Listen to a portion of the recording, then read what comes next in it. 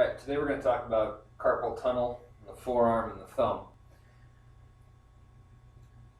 Looking at the anatomy of the muscles of the arm right here, what you have is the belly of the muscle is in the forearm here. The ligaments and tendons that support the carpal tunnel attach to the wrist and the hand.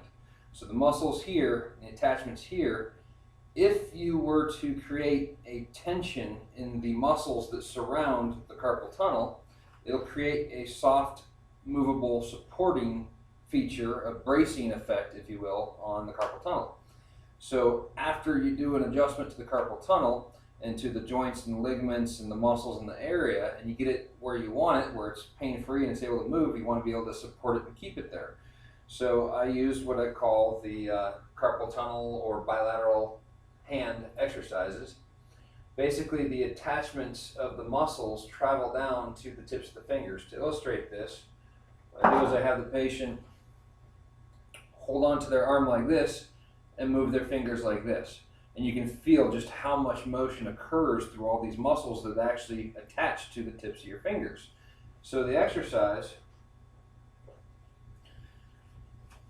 take two golf balls. They're dimpled, so they're very good to grasp with your fingers and makes it more difficult to drop. You can use the Chinese balls too. But basically, you do a circular motion like this. You're not going to be able to do it this quickly at first. It'll take some time to get used to. Once you can do it in one direction with no problems, you start in your good hand. Then you try to go in the opposite direction with no problems. Then you switch to the other hand.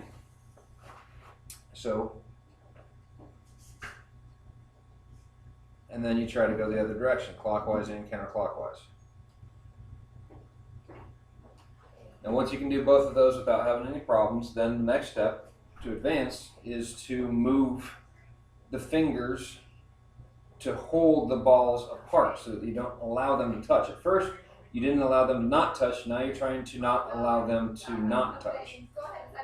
So you move the balls clockwise like this, and then counterclockwise the other direction once you get it to the point where it'll hold. Now you can see I have some difficulty doing that, and that's where I need to work on. If you look at the motion of my fingers, you can see how much flexion and extension that I'm doing here. So I'm using both compartments, but I'm also using the intrinsic muscles of the fingers, and they circumduct the fingers as it goes through this motion. So you start off with low range of motion, medium strength in both directions. Then you move to full range of motion and full strength in both directions. You can do this with two hands at once. You can do it 15 minutes a day while you're watching TV. Practice going both directions eventually without letting them touch. And then once you can do both directions without letting them touch and without having any pain or difficulty during or afterwards, you've got your carpal tunnel stabilized, and it'll hold the adjustments much better.